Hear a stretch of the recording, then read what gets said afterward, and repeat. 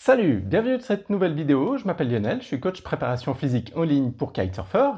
Et aujourd'hui, je continue sur ma série de vidéos sur les techniques d'accélération de la récupération après les grosses sessions de kite.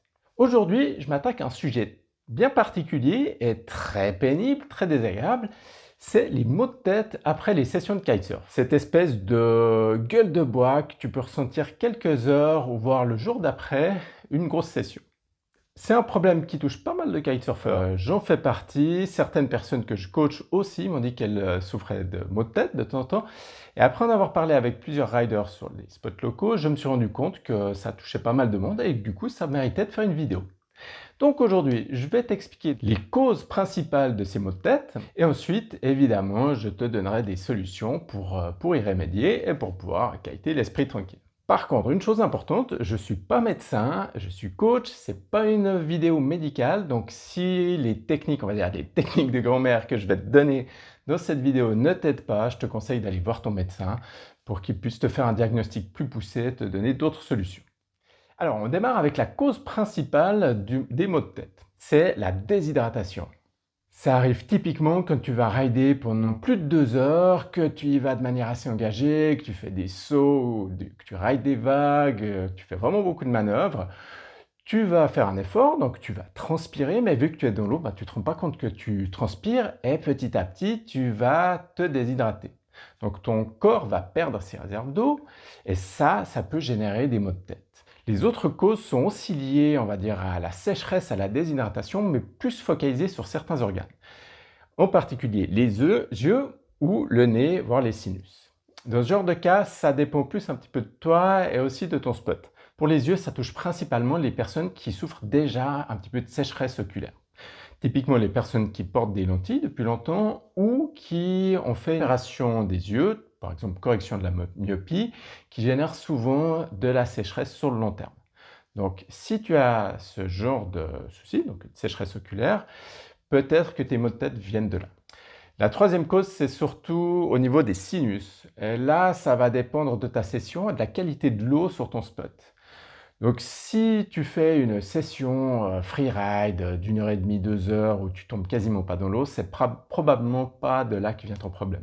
À l'inverse, si tu démarres les water start ou que tu entraînes des tricks assez difficiles et que tu passes pas mal de temps sous l'eau à te faire tirer par ton kite et à te faire ramener les sinus par l'eau de mer ou l'eau d'un lac, peut-être que ton problème vient de là.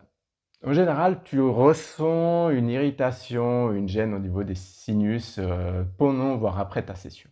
Et la quatrième cause, c'est l'air, c'est la sécheresse de l'air. C'est particulièrement fréquent quand tu vas en kite trip, quand tu vas en vacances, parce que déjà, peut-être que tu vas prendre l'avion ou que tu vas faire des heures de voiture. Il y aura beaucoup de climatisation qui va assécher l'air et donc qui va assécher globalement. Et ça peut déjà te créer des maux de tête. Si en plus tu me rajoutes une session de kite par là-dessus, ça va évidemment pas améliorer les choses. Mais la climatisation qui assèche l'air, tu la trouves aussi dans la plupart des hôtels. Donc, si tu es dans un hôtel, essaye de limiter au maximum l'utilisation de la climatisation si tu te rends compte que tu as ce genre de problème. Maintenant qu'on a listé les causes des maux de tête, passons aux solutions. On commence par la solution la plus facile qui concerne la déshydratation globale. Donc là, pas besoin de chercher très loin, il faut boire de l'eau. L'erreur qu'on fait en général, c'est de ne pas boire suffisamment d'eau. Alors il y a une règle assez simple, c'est de boire 1 litre d'eau, on va dire par heure de kite. Donc si tu as fait une session d'1 heure, assure-toi de boire au moins 1 litre d'eau dans les heures qui suivent ta session. Si tu as fait une session de 2 heures, assure-toi de boire au moins 2 litres d'eau. Et si tu as fait une session de plus de 2 heures, tu bois plus que 2 litres. Je pense que tu as compris le concept. Le plus simple, c'est de prendre une grosse bouteille d'eau avec toi, pas forcément sur ton spot, mais une fois que tu es rentré chez toi, et de te donner l'objectif de la boire d'ici la fin de la journée.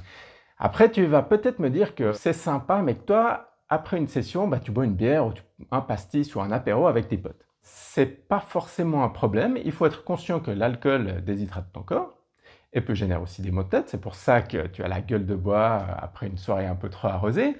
C'est justement parce que ton corps est un peu desséché. Mais comme pour la gueule de bois, il faut boire de l'eau. Donc si tu bois de l'alcool, il faut être conscient que ça risque d'augmenter tes maux de tête. Donc si tu peux diminuer, diminuer, tant mieux. Sinon, il faut boire encore plus d'eau, comme par exemple alterner boissons alcoolisées, verre d'eau, etc. Maintenant, au niveau des yeux et des sinus. Alors là, les solutions sont un petit peu différentes. Pour les yeux, le plus simple, c'est d'utiliser des gouttes, des larmes artificielles ou autres collyres qui vont hydrater ton œil, éviter justement les maux de tête. Si ça ne suffit pas, il existe aussi des pommades à la vitamine A que tu peux mettre pendant la nuit qui va former une petite couche protectrice sur ton œil et qui va éviter que ton œil s'assèche si tu as tendance à ouvrir les yeux sans te rendre compte pendant la nuit. Et oui, ça arrive, c'est pas dramatique, mais ça peut créer des maux de tête. Donc si tes maux de tête sont surtout le lendemain de ta session, peut-être que tu souffres de ce genre de choses. Parle-en à ton ophtalmologue ou à ton pharmacien qui pourront te recommander quelque chose. Tu peux aussi faire des massages des paupières légers, ça peut aussi aider. Maintenant, pour ton nez et pour tes sinus, une chose qui fonctionne très bien est de faire un rincement de nez après ta session, une fois que tu es rentré chez toi, en utilisant un de ces flacons de sérum physiologique qui va te permettre de nettoyer ton nez, de l'hydrater et de limiter l'irritation si tu as vraiment ramassé. Alors, c'est pas super sexy, c'est pas super sympa à utiliser, mais c'est vraiment efficace. L'autre solution, c'est d'utiliser un spray type spray à l'eau de mer que tu vas utiliser plusieurs fois après ta session pour être sûr que ton nez reste bien hydraté. Pour ce qui est de l'air, encore une remarque, si tu as surtout des problèmes en vacances, peut-être que tu souffres justement de l'air trop sec dans ta chambre d'hôtel, sache qu'il existe beaucoup d'humidificateurs d'air très petits, très compacts, que tu peux facilement prendre avec toi en voyage et qui peuvent t'aider. Alors ils ne balancent pas beaucoup d'humidité, mais si tu es dans une petite chambre d'hôtel, ça suffira largement, par exemple, pendant la nuit, à t'assurer que ne sèche pas les yeux, le nez ou tout le reste pendant que tu dors. Encore une remarque globale par rapport à ces techniques, elles sont surtout efficaces si tu les utilises de manière, on va dire, proactive. Donc si tu anticipes un petit peu ton mal de tête et que tu les utilises avant qu'il apparaisse. Essaye de spontanément rentrer chez toi, rincer ton nez, mettre des gouttes dans les yeux et surtout boire beaucoup d'eau. Ça, je te conseille de le faire de toute façon. Ça ne peut pas faire de mal. Tu peux aussi utiliser ces techniques une fois que le mal de tête est déjà là. Ça va probablement le diminuer, mais ce sera nettement moins efficace. Et bon, c'est pas agréable. Voilà, j'espère que ces techniques simples t'aideront à faire des sessions qui ne se suivent pas d'une sale gueule de bois. Si tu connais d'autres techniques, n'hésite pas à les partager en commentaire, ce serait super intéressant. Je te rappelle que si ça ne fonctionne pas, n'hésite pas à aller voir ton médecin. Et si ça t'a aidé, n'hésite pas à liker cette vidéo et pourquoi pas t'abonner à la chaîne. Merci d'avoir regardé jusqu'au bout. Je te souhaite beaucoup de bonnes et d'excellentes sessions. À bientôt. Ciao!